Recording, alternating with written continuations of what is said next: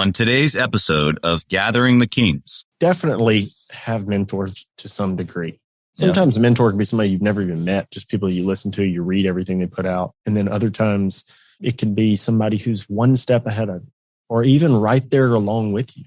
You are listening to Gathering the Kings with Chaz Wolfe, featuring fellow 7, 8, and even 9-figure business owners who have real battle scars from business and life, but have prevailed as the king that they are designed to be.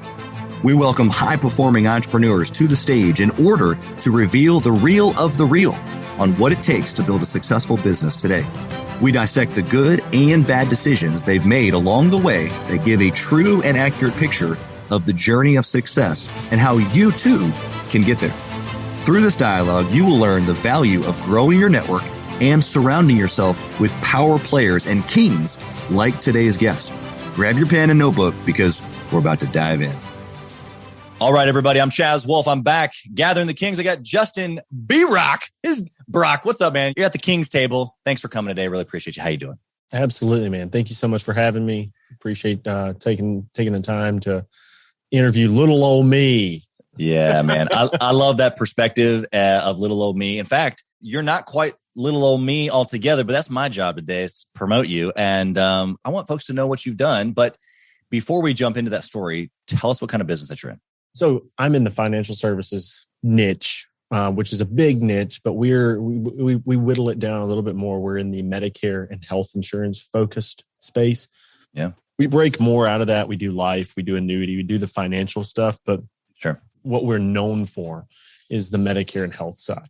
And, we built a business that started with the consumer, the health insurance consumer in mind, and built actual brick and mortar, what I call hybrid offices where people work over the phone or in person, but not going to anyone's houses. All people come to them or they're working over the phone. So about 70 to 80% over the phone, 20 to 30 coming in the office. That kind of fluctuates.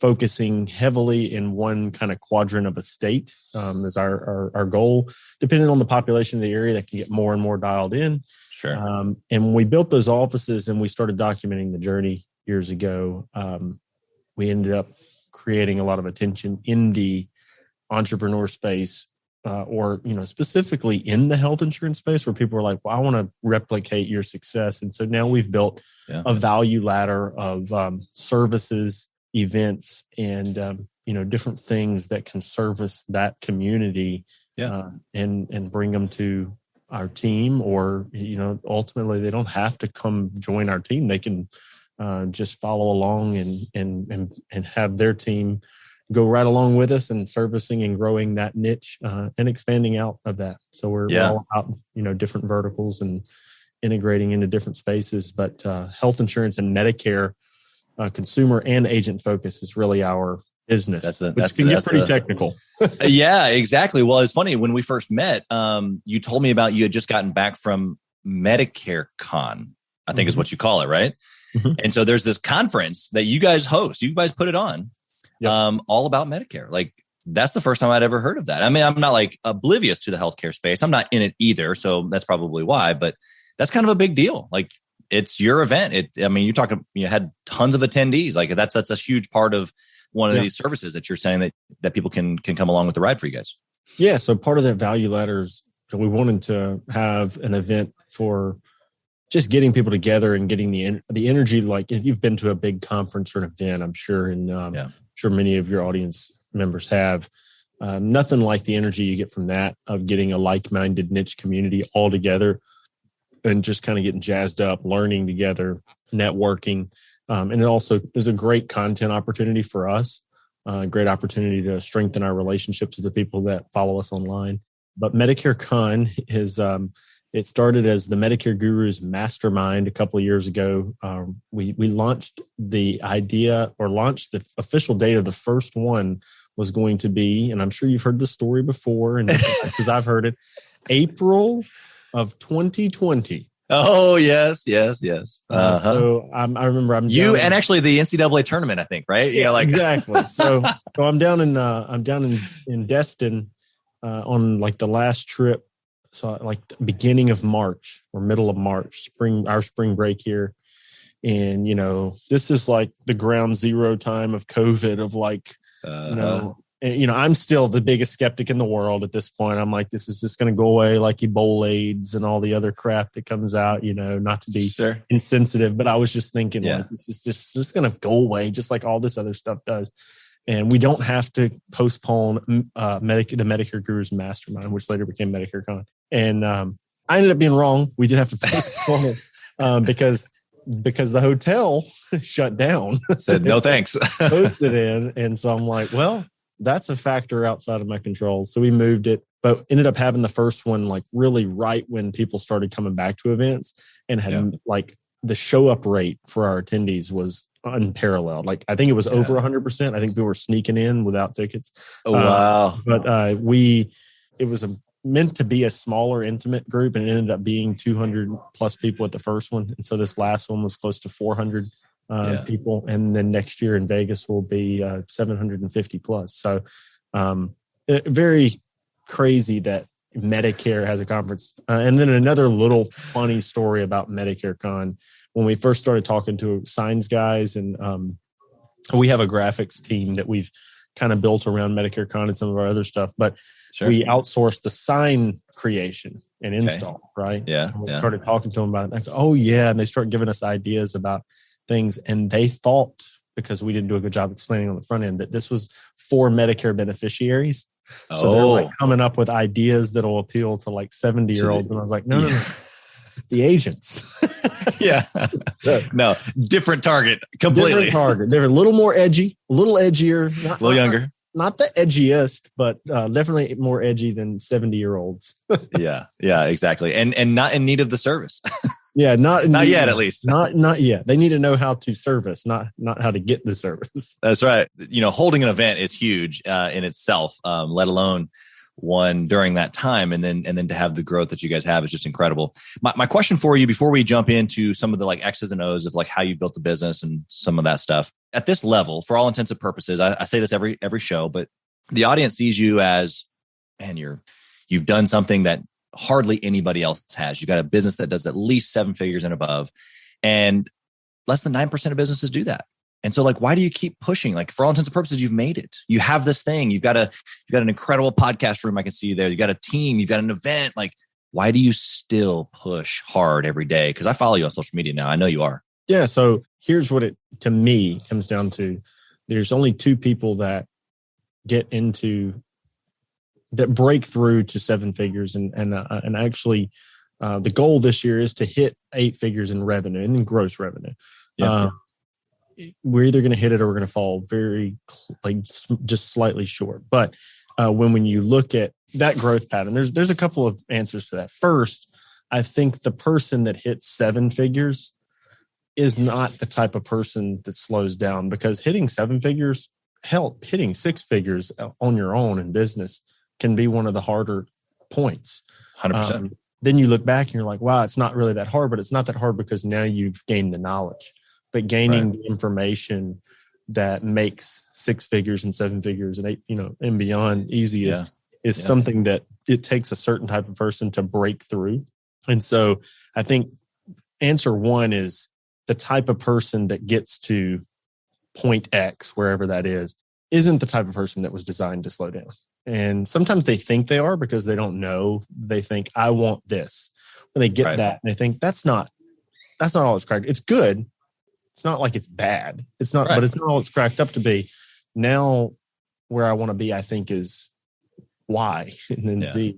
So you're moving on that channel. I also think on the back end of it is, for me, you find different gratification at different points from things that you didn't even realize you would. So for me, like the most recent and probably highest level of gratification in business I ever had was at the end of this MedicareCon, where I had 27 W-2 staff members there with me, and it's over and we're popping champagne and hanging out and celebrating. And there's people in the room, like literally crying because they're so happy about what we as a team are able to accomplish.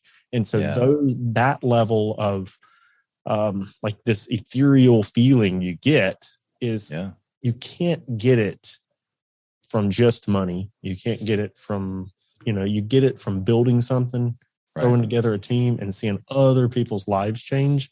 So that's been the most gratifying, but it's always different points of gratification. It's breaking free in the beginning from like, holy crap, as an individual, I don't think that I would ever have to go back to making below $500,000 a year because I know how to make that just by myself. And then it's, growing a team and seeing individuals within that team prosper for different reasons. It's not always about money for them. Sometimes it's about being part of something bigger than what they had at, Walmart or nothing against Walmart. They've done great things, but you know what I mean? Like, being part of just kind of the drag or the societal business that just feels like a dead end. Like I show up there because I have to make ends meet, making them feel like they're part of the progress of what you're throwing together. That's been very gratifying.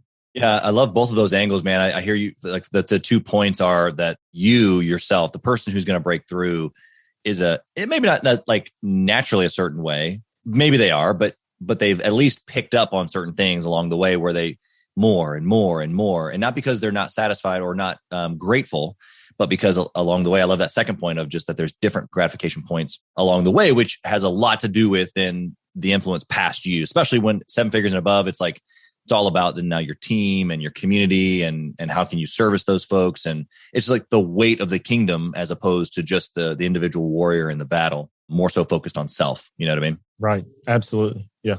It's just something that people can't do. There's a scene in Wall Street with, it's the second one, Shia LaBeouf and, I can't remember the guy that played Thanos. Can't remember his name, but he's I'm trying really hard myself. No, Josh Brolin. That's his name.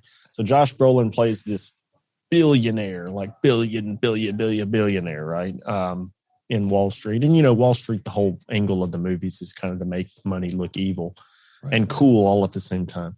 But in the movie, Shia LaBeouf asks him how much he wants. He says, what's your number? Like what number do you get to where he said, I find most people have a number.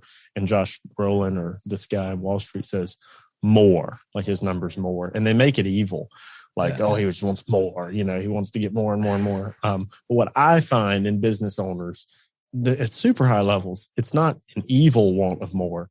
There is a want of more, but it's more growth. There's a point where like what I can buy is as much as like I'm kind of at this point now where I don't really pay myself any more out of the business because I'm pushing it all into the business. I've set myself up with a comfortable amount that I'm giving, very comfortable, but then I'm putting it all in the business because there's this big gap between I can go on any vacation I want and I can live in the house I want and my kids can do extracurriculars and we're living a top 1% lifestyle. But then there's this huge gap between that and, a yacht and a private plane. Right. Yeah. And so everything short of that at this point I have, and I'm not saying that I ever even want that, but what's the point of even taking more money out of my business when I can just grow the business and to get to that potential? So I do put those things out there. I look at them. I'll look at bigger houses. I do that. I always did. Sure. Even early on, I drive some of the houses that I used to drive by and look at them like, if I could just make it to that house, right? And then now I drive by those houses like, I can't believe I thought that was a big house. Yeah. Yeah. You know what I used to say? I used to say, what do all these people do? I still say that because I'm still like, I'm living in Tupelo, which is it's not as small as people think, but it's also not a big place. Right. And I'll be driving through neighborhoods and see these here, even in Tupelo, hundreds of neighborhoods, nice houses and beautiful neighborhoods. And I'm like, I know a lot of them are doctors and I know a lot of them are lawyers. But how the hell many doctors and lawyers? Yeah. What do some of these people do? What are these businesses? And the answer really is all kinds of crap. I mean, all kinds. There's money everywhere. People are having vape shops are doing well. There are mechanic shops doing well. One of the guys in my neighborhood now that does really well owns a couple of Napa auto parts stores. I don't even know how the Napa model makes money, but he seems to be doing great. Quick story on that. I bought my first franchise. I'm 24, 25 years old, and I'm doing some deliveries, right? I'm still very much I'm a local one store, owner, and I'm doing some deliveries. And here in Kansas City, we've got some pretty wealthy areas on the Kansas side. And it's like, I remember going the same thing, going like, what all these people do? I don't understand. Like, I'm a business owner. I'm young. I'm ambitious. Like, I'm getting it. Like, in comparison, I'm doing pretty good. But like, I've never played that game of like, I feel good compared. I'm always looking for more. And so I remember driving through not just a neighborhood, but like whole sections of town going, holy moly, what are these people? Like, who are these people? What do they do? Yeah. It's crazy. Money everywhere. And then when I moved to Miami and worked for Grant Cardone for a period of time, it was like, just unscrew the cap. It comes off. There's Rolls Royce, there's $40 million condos. It's just like money everywhere. And it just puts it in perspective. I've been kind of tie this all back to Miami. And I had passed through like the airport a couple of times, stayed in like an overnight, but never really gotten into it. And this past year, because we threw a conference, I go to GrowthCon.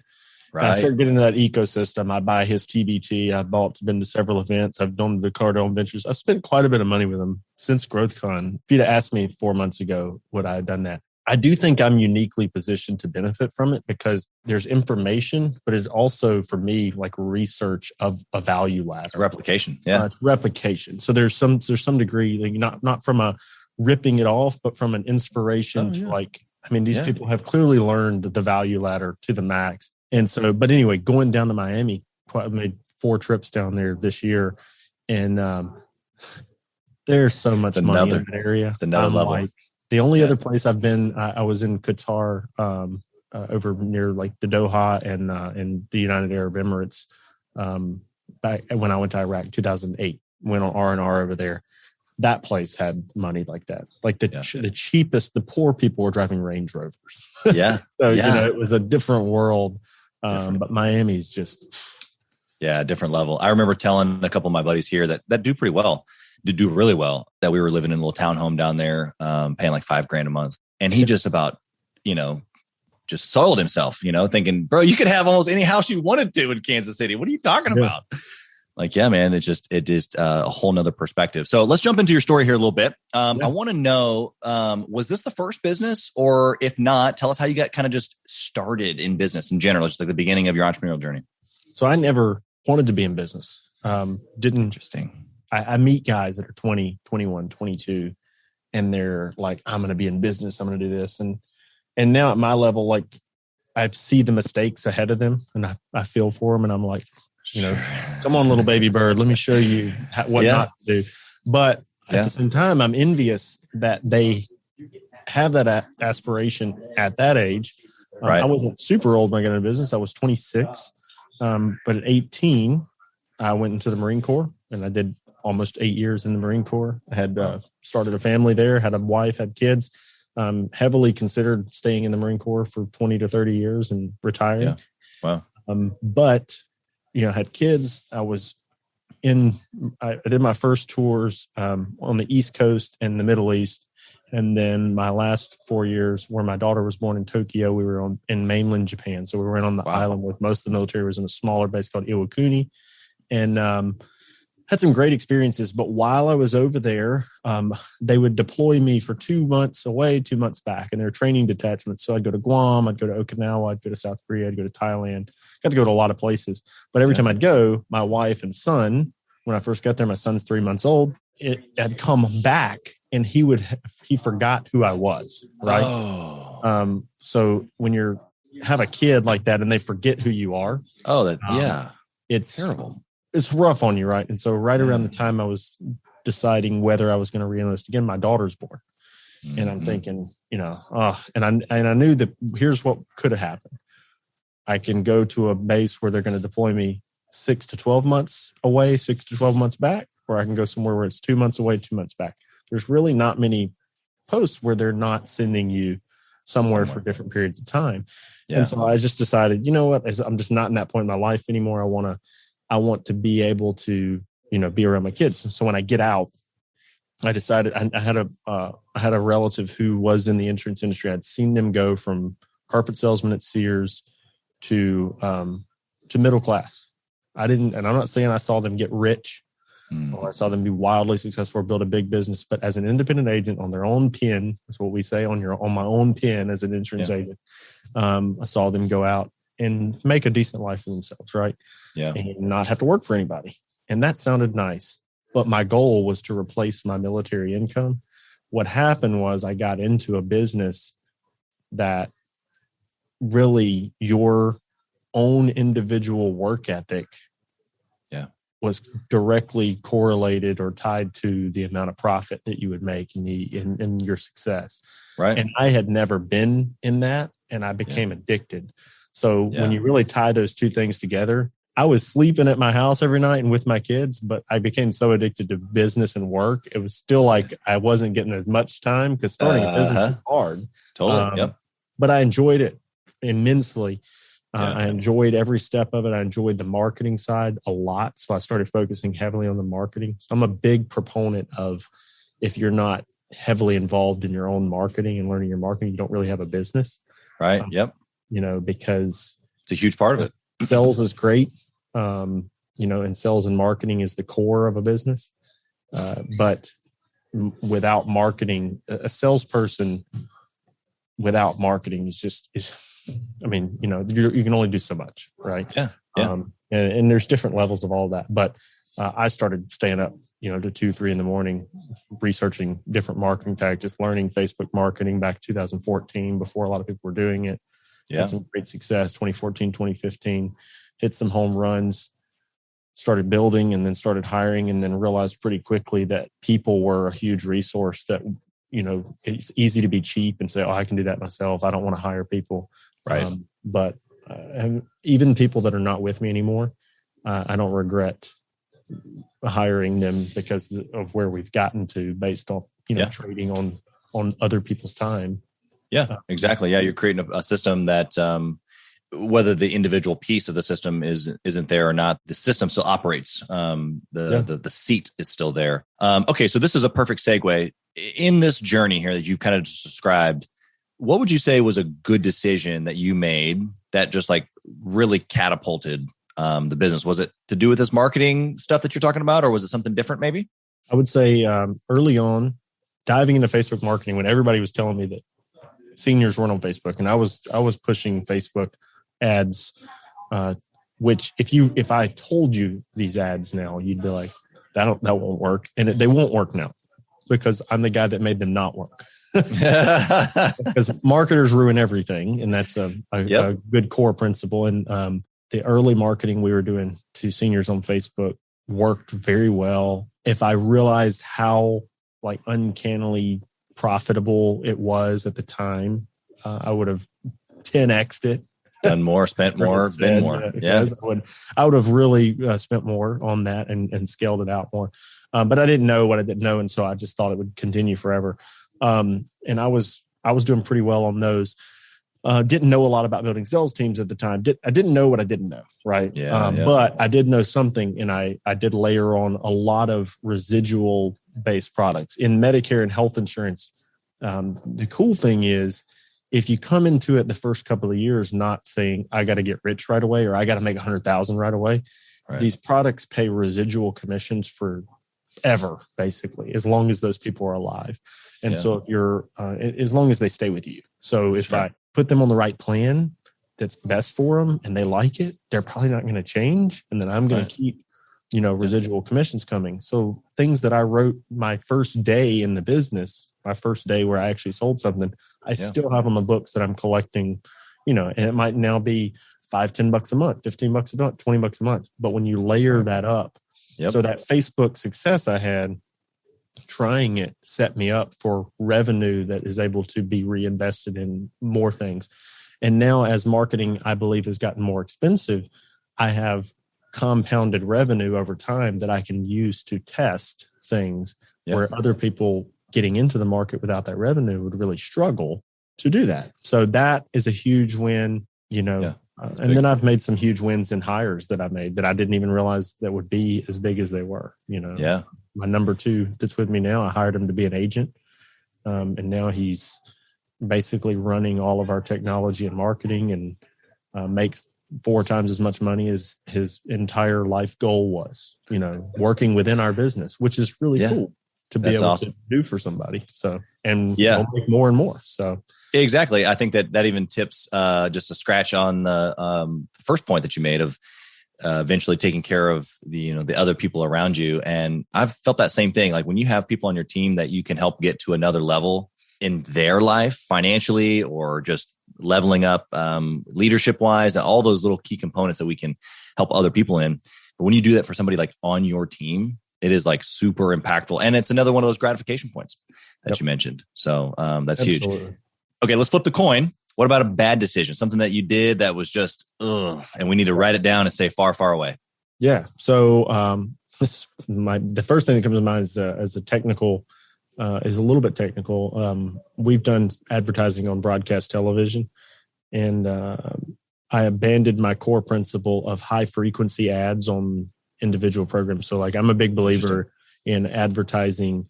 If somebody tells you that, okay, on channel 4, there's 150,000 viewers a day, I'm going to say, okay, let me figure out where I think the people that I want to hit are watching and how many are watching that program. And then I'm going to concentrate as much of my dollars towards that program or one or two programs. Well, I segued into another market, a bigger metro market, and was going to test it. And I spent $240,000 last year testing it, but I let somebody talk me into shotgun approaching it and abandoning my high frequency principle altogether. Another big one, and this is going to be a macroeconomic concept, I feel like, our macro sales hiring cultural concept.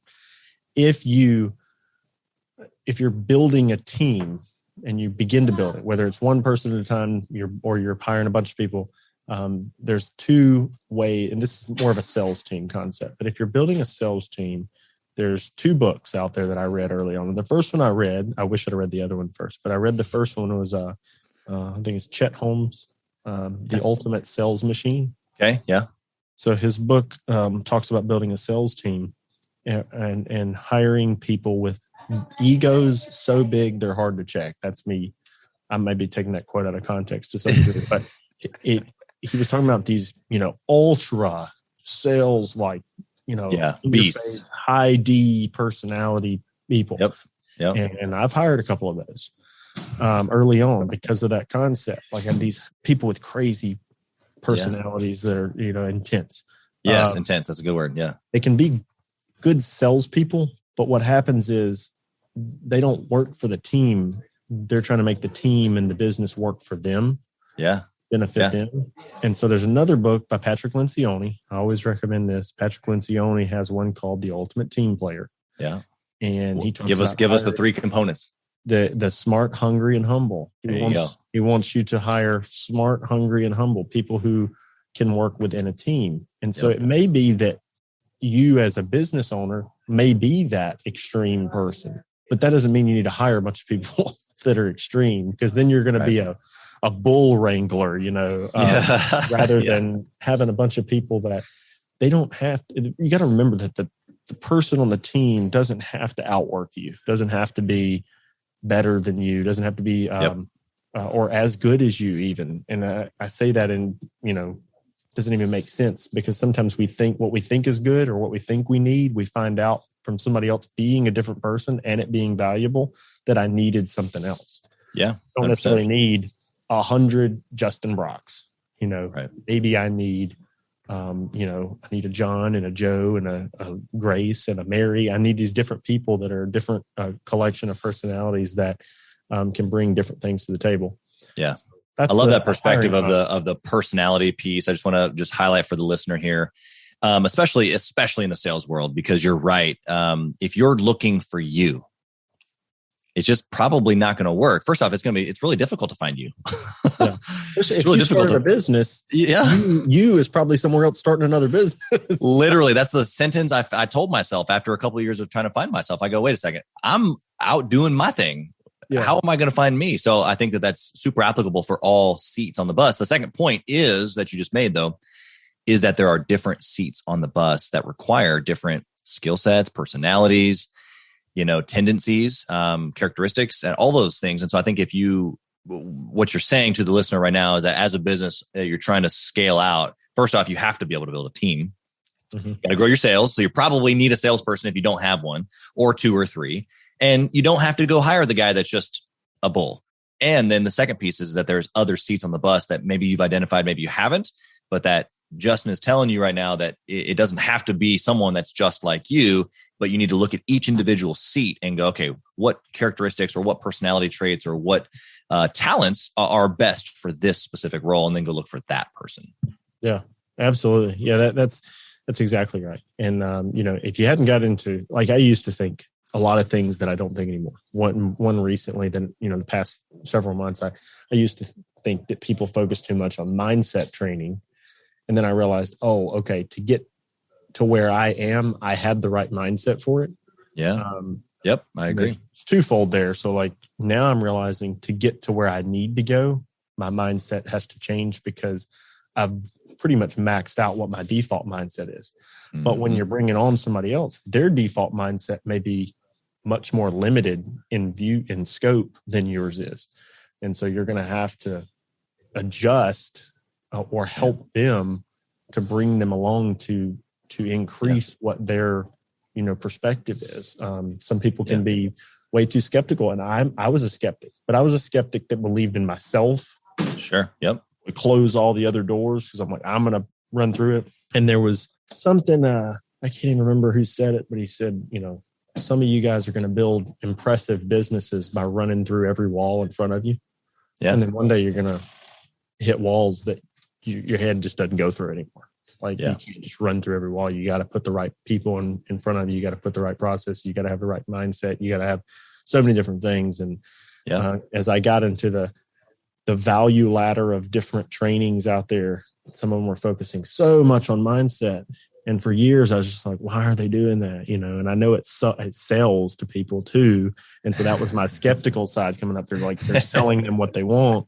But then there's a point where I'm like, they broke through. So I started believing, okay, I think you can, change your language and increase the scope of what you think is possible and manifest things. And so I broke through. And so the cool thing is, if you're a skeptic, then this is the double-edged sword of the mindset jargon. There's some people that are absolute junkies on mindset training. Yep. And they never do anything with it. But if you can take a guy, and this is who I was, a doer, a wall runner througher. Yeah, exactly. And then you can get him to finally buy into some of the other stuff. Yeah. After he's achieved stuff, like I feel like I'm in this, like I have like this superpower now where I'm like, oh shit, I got both sides. Like I have what I need to put one foot in front of the other. And then I have the mindset to begin to like cultivate the right collective mindset of my team to help me build doors and walk through them rather than run through the damn wall. Yeah, I think what you just said, we could stop the whole thing right now and just mic drop it on that because, and not that we will, but everything that you just said is so applicable to the guy who's listening right now or the gal, 6-figure mark. And that's what they're doing. They're just been boom, boom, boom, just, running through doors over and over and they feel frustrated and they can't keep good people and, they're running around and during the day they're all over the place. And then at night they're trying to pick up all the admin work and it's just like super draining because of what you just said. And so at some point that wall that the other person was talking about, I think you and I both know exactly what that is. And eventually everybody who's listening will hit it too, where you just literally go, this can't happen anymore. And so you almost like force yourself into the mindset of at least solving the problem.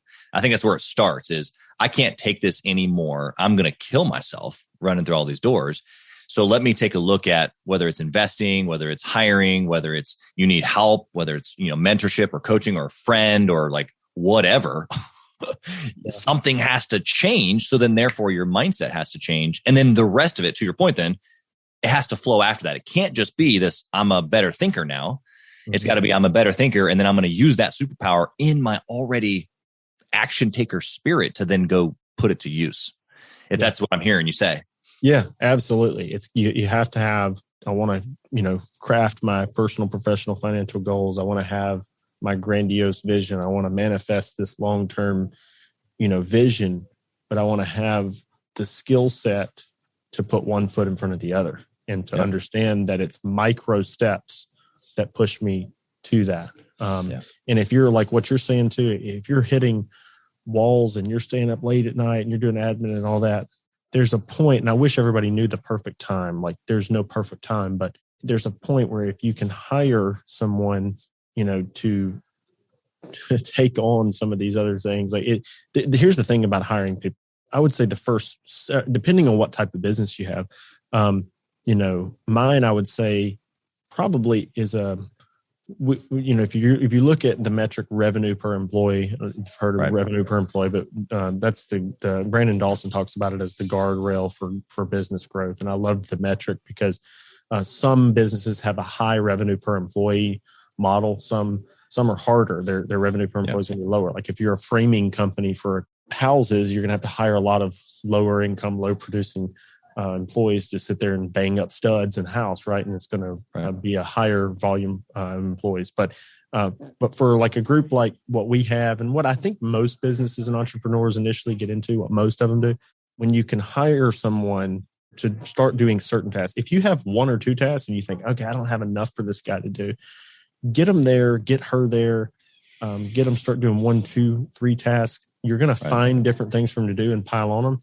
It's not to get you to be able to sleep better at night. Right. It's so that time that you were going to spend doing admin work, now you can spend doing something more useful of the business owner's time. Yeah. And then eventually create more revenue, hire the next person. The more people I hire, the more people I feel like I can use. And you get better. And it's not like, and that's not me saying I have like some amazing onboarding process. That's something we're consistently working on. I'm trying to chart out and have ebb and flow to hiring to plug and play people. Yeah. But there's so many different roles in what we have right now that really every time I hire somebody, they're doing something different and they start to overlap. But then they're all training one another. And then when you hire them, you're like, now that I have this person, like we have 2 videographers, right? Well, the first videographer is spending time, he's setting stuff up like this for me. He's doing all my long form content, the podcast segments, things like that. And then on the back end, I hire a second videographer. I have him doing all my shorts. Yeah. So he's putting out all the reels. He's putting out all the LinkedIns, all the TikToks, all that kind of stuff. I have 3 graphic designers, and that's just on our marketing side. When you look at agents and administrative employees servicing clients, administrative employees servicing our agent force, there's just no like shortage of things to do once you have and cultivate the talent and the people willing to do a good job at it. I think the piece there that you said so easy that I really want the listener to pay attention to and for sure write down is that as you do those things, right, hire and give those things away, as you repeat that process over and over, what it does for you as the owner is not to necessarily sleep or go to the beach and have a 4-hour work week, right? But what it does is it allows you to work on just those few things that allow the business to scale that much faster. But specifically, it allows for, you to be able to, you don't even know like all these things that are on your plate until you start having the people to give them away. And then, of course, then some of your people need people. And so I think it's it's like a downward slope, of what you don't know until you start like getting into it and building the team. But as you do that, you would think untrained is, man, this is going to cost me a lot of money if I'm adding all these people. But it frees up the whole process to then grow and scale from the top end. And so it actually is a domino effect with revenue. Yeah, it does. And you can begin to, like, if I'm offloading in the beginning, I'm offloading individual tasks that I am spending time on that are not, income producing activities, IPAs. And I can begin to focus my time. And this is, you just said it too. My time gets increasingly spent on the highest value concepts. In the beginning, I'm not giving my time back to me or my family. Ultimately, that's what I want to do. But my goal is to give like 98% of that time back years down the road, rather than trying to give 4 hours back now by hiring somebody. That's not an adequate use of hiring somebody, because you'll lose money doing that. You offload tasks so that I can spend my entire time, the same amount of time, if not more than I was before, but on higher value items, talking to the people that are going to increase revenue, working on the business in a way that nobody else can be trained to, or at least not for a long time. But then, like you just said, that ladder becomes, now I have somebody who's the head of my contracting department, and then I'm adding 2 people into that contracting department to try to split tasks, where one of them's working on reporting and the other one's working on smaller accounts, while the main core person is now working on all the bigger accounts as we grow. It's creating like mini structures within your structure to silo off work. Like even we're talking to the videographer, and you get the second videographer. Well, before, what was happening? The first videographer, I'm telling, okay, you got to do reels, and you got to do this, and you got to do this, and you got to do this. And then after a while, I'm like, I get it. Like, it takes so long to edit this long from video. How in the world is he going to do the reels and everything? So I need the second one. So the things that you want to do require more people. And then I think about somebody else trying to do like what you're doing with a podcast and trying to start a business at the same time with a content machine and trying to build, you know, like the things that we've built. Yeah. I have an entire team doing that. Like, how is 22-year-old Joe Blow coming out of college going to compete with the amount of content and the quality of content that I can put out at this point? And a big part, like even you have businesses that are running efficiently without you being completely bogged down in them. So now you have immense time to focus on the things that you enjoy, which are probably content production, working on the business, not within the business. And so you get to enjoy your time too. So it's that gratification ladder as well, like spending my time doing what I enjoy the most. And when I enjoy it, it doesn't tire me out as much. So I can give way more than I can if I'm spending my time doing things that I don't enjoy. Yeah. And it's usually more valuable too, because you're probably the only one that can do it, or you're better at that level. Yeah, exactly. Yeah. It's good stuff, man. I think that if somebody's tuning in today, they should probably listen to this one a couple times. I want to switch over to the speed round, but before I do, just real quick, do you have some sort of a process or discipline that you take things through in order to make a good decision now that you've been through so much, good and bad? I heard in an Elon Musk interview, somebody asked him, what is the number, and I pay attention to these guys. Like, I listen to them. They've clearly done amazing things. And I don't like everything Elon does, but I do think he's a super impressive dude. And I like most of what he does. But anyway, he said, like, I think he said the question was like, what's the most important thing that you could tell people that work for you or something to help your business? And I can't remember exactly how it was phrased, but his answer to the question was, it's extremely important for people that work for him to know and for him to create an environment where they're not afraid to tell him when they disagree, or tell him, like give him advice or have like input, because it's really easy in a business to create an echo chamber of, oh yeah, Justin. Yeah, of course, Justin. Oh, good job, Justin. We really like you. We're behind you.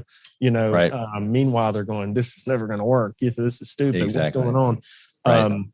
If you don't have, if you do everything, and this is hard because I'm a pretty approachable boss, and I still have people that seem to be terrified of me. Like if I ask one of them to go to a one-on-one lunch, some of them are just like, should I be worried? I don't know. Yeah. And I'm like, I'm really a normal dude. Like you did spend 8 years in the military. I mean, come on. Yeah. I guess I'm a little intense sometimes, but anyway, like, so the system, the process for me is thankfully throughout. I have, we've been slinking right around, I think we're 28 now, W-2 staff members, several thousand downline private contractor workers and relationships, but like on my team that I'm directly responsible for their income is about 28. But at the top of that, I have people that I think we've cultivated that are honest enough with me to where when I'm trying to make decisions, I'm throwing it out there to them, you know. And they'll tell you I'm an idea factory. Like, and so I'm sometimes change things really quickly, and I'm trying to work on it too, because I want people to take when I have an idea serious, not well, that's this week's idea, But I think that's my process is, now I've built myself into where I have a couple of people they have their own roles, but I have three at the top in kind of different, one's more operational, one's more design, one's more technology and, detail oriented with it. And he's got probably the biggest vision of the overall business. But when I share them, I like to share ideas I have with them individually, not in a group setting, because I don't want them to echo each other's thoughts, which does happen, where they'll kind of sync up and echo. And I don't think that they all necessarily feel that way. They'll follow one of the other ones. Yeah, right? because it sounds right. Yeah. Yeah, that's huge, man. I mean, I think that everybody listening would aspire to be at that level at one point. I think that you've given us plenty of other things before that along the journey of how you did it before you had that luxury. But now, I mean, what an incredible place or process to have, be able to bounce things off of. I think that there's other ways that you can do that too, even before you get to that place of, having that many staff members and that type of a thing. So the principle stays the same: is have a couple of key people that are close by that can be honest with you, that you can run things by, but not necessarily be waved, constantly back and forth, but just get, real direct feedback. And to that point, before you have it, definitely have mentors to some degree. Sometimes a mentor can be somebody you've never even met, just people you listen to, you read everything they put out. And then other times it can be somebody who's one step ahead of you, or even right there along with you. That's a big one. In our industry, one of the top direct-to-consumer shops out there is ran by a lady named Danielle Kunkel Roberts. I interviewed her at MedicareCon, and she talked about early on when she would win these, kind of like Chairman's Club convention trips, and she would meet other people that were right where she was before she was at the very top, right? And she made most of her peers became her confidants, because there's nobody else going through the level of stuff she was that she could talk to. And so they would talk to one another and share. They were competitors too, by the way. Like, these are competitors, but they just decided nobody knows what the hell I'm talking about. So I have to be friends with my competitors, because they're the only people that get what we're going through. And the marketplace is huge. And then they're all in different cities and they're working virtually, all over the country. So like if you have a local business where maybe your competitor actually is your competitor and you're like stealing business from them and vice versa, maybe find somebody that's your peer level that's in a different city that's not competing with you, and create that. And now we're so fortunate. There's so many Facebook groups there's options everywhere. Yeah, there's so many influencers, and some people will say, "Oh, that influencer." Man, if they're out there creating a community in your niche, like they're helping your like, you don't even have to follow. You can join that community to find other people at your level and build peer groups where you're just like accountability partners. And and if you have an idea, or if you have a system, or you're about to make a decision, bounce it off. Anytime I've ever fired somebody, that's a shitty decision to have to make. I've done it several times now, and I can't stand it. But in the process, I've asked plenty of people that were peer group partners of mine as we were growing what I should do. Yeah, 100%. And so many easy ways to find those opportunities, depending upon what business that you're in or what level that you're at. I think there's lots of ways to be able to associate the value that you can get from those types of plays, for sure. Okay, so real quick, I got 2 speed round questions for you. Number 1 is, what book would you recommend that a 6-figure earner or a 6-figure business owner read trying to get to the 7-figure mark? A big one that I always recommend, and I recommended earlier, was Patrick Lencioni's The Ultimate Team Player. As you begin to build a team, I think it is the book for team building. The first part of it is very narrative written, so it's easy to get into, easy to read. And then it gets into informative. And never met the guy, but he seems like he'd be a really cool guy to hang out with. Patrick Lencioni's The Ultimate Team Player. Pretty much anything he puts out is well written. I have to throw another one out there, though. I mean, it's a big one for me. Think what you want about old Grant Cardone, and you worked for him, so I've seen it, the good, the bad, and the ugly. Oh, sure. But the 10X Rule, game changer, is a good book, dude. I mean, I never thought I'd buy anything for that guy, but I listened to that audio book, and for me, I need a kick in the nuts, like every now and then. We all do. Man up, like come on, and that book does that for me.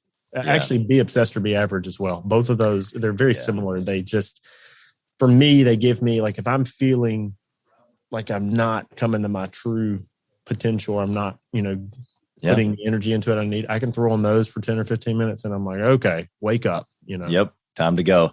Yeah. I feel the same way about both of those. And you're right. It's about, constantly being challenged to go to the next level. In fact, one thing that I got from those that I'll just kind of piggyback off just for a half second is permission to be crazy, permission to be intense, permission to be what we've talked about, like that, the desire for more, the desire, like when you look around your natural circle, you're probably the only one, you know? Yeah. And so for me, it was like, I knew I wasn't alone, you know? So it was a Be Obsessed or Be Average Nation. The 10X Nation was like, okay, these are my people, you know? So no, that's huge. And just to that exact point, you know, recently on Facebook, I put up this long post where I was charting out, and in the beginning of it was a little bit of peacocking for a purpose, because I don't think people should be ashamed of things that they've accomplished. And so what I was detailing, this weekend I'm leaving with my wife. We're dropping our kids off at a 3-week summer camp. That's a $12,000 summer camp for them to go to, while we go up to Northeast, to Nantucket, to New York. And I'm talking about staying in the highest end places you can. I'm talking about a $50,000-$60,000 a month worth of travel. Yeah. And I'm like, you know, but at the same time, I'm the guy that got $100 marriage. I went to a courthouse at 19 years old, got married, didn't go on a honeymoon, you know, drugged my wife all over the world. Like I've drugged through the dregs and the trenches to get where I'm at. And I shouldn't be like, so many people are like worried, like, I don't want people to know, like you know, well, screw that. Those people should aspire to do that, because it's possible for anybody who puts one foot in front of the other and believes they can do it and build something great. And in the process, you'll create prosperity for others, most likely. Yeah. So it shouldn't be demonized. And you're right. The 10X rule and Be Obsessed or Be Average are kind of the Bibles for giving you permission to kick ass. Yeah, 100%. All right. Last question. If you lost it all, B-Rock, what would you do, man? If I lost it all, I've always thought of like the if I woke up tomorrow and know everything I know now. Yeah. Start at zero with everything you know. Yeah. Sometimes. Okay. So just, and I know these are speed round questions, but it invokes thought for me. And so do you ever think, like, I really love my life, but do you ever think, like, and I know a lot of guys think this way, zombie apocalypse happens, and I get to go, you know, rob gun stores, get Jeep JL Wranglers with big tires, and just going down zombies. Like, in a way, that seems like fun. But in that theory, Wild West, I just lost it all, right? 100%. But my brain or my personality is like, the conquest was so much fun anyway. Yeah. That I get to keep all the info that I have in my brain. I think I'd do it bigger and faster and better. Yeah. I don't even know if I'd use the same exact market, because the information is so applicable to different verticals. Yep. I would probably go. I mean, health insurance and Medicare, I'm telling you, is a great opportunity for anybody that's looking for the first leg into 6 figures. Yeah. It's a great opportunity. And to expand on, it provides a levelized, you know, commission deal where, like, you could go do that for 2, 3, 4 years, and then just kind of take the foot off the gas and then say, I want to do real estate investing, or I want to do some of the cooler things that are out there. I want to open a exotic car, used car lot, something like that. If you want to do that, health insurance and Medicare can help pay the bills. Totally. And it's a great opportunity. So I would start there too, but dude, I would pick a vertical and I would go banana sandwich into that, that vertical. I'd go crazy in it. I mean, just like, I'd go crazier faster, because it still took me a while to understand what's possible. Totally. Start over. I'm going, you know. Yeah, it's that mindset that you fought for so long. Yeah. And first thing I'm doing is telling my wife, like, hey, we just lost it all, but I know this. Yeah. Are you ready for 3 years of eating shit, as Gary Vee says? Exactly. Yeah, because that's what it would take. And after 3 years, I mean, dude, you'd be back. Dude, you have given so much on this show. I'm incredibly thankful for your well thought out answers. You gave way more than I bargained for. And so I want to know, how can someone connect with you? If they've resonated with you, they want to try to get into Medicare, like whatever the reason is that they're reaching out, how can they find you? Yeah. It would be an absolute honor to have any of your audience subscribe to us on YouTube at youtube.com/Justin Brock. Perfect. That's a platform that we value. It's one of our smallest subscriber bases, but the highest value, because of the intention that people have when they go there and watch the content we put out. We do put out some good long form content there. So youtube.com/Justin Brock is today where I would send people. That's awesome, man. I so appreciate that. I look forward to just continuing a relationship with you. And I've been challenged here today. I know the listeners have, so thank you for that and just giving of your time. We wish you absolutely nothing but the best. Thanks, brother. Thanks for listening to Gathering the Kings. We hope you got a ton of value today and learned a thing or two about taking your business to 7 figures and beyond. If you desire more and want a community around you to help you get there, I want you to go to gatheringthekings.com. That's gatheringthekings.com. And I want you to apply for our next Becoming a King 90-day intensive. We are extremely exclusive by nature as a group. What that means is that we're really wanting only the entrepreneurs who take their business and targets super serious to apply. So if that's you think you got what it takes to level up your business, I want you to go to gatheringthekings.com and apply. And we will see you on the other side.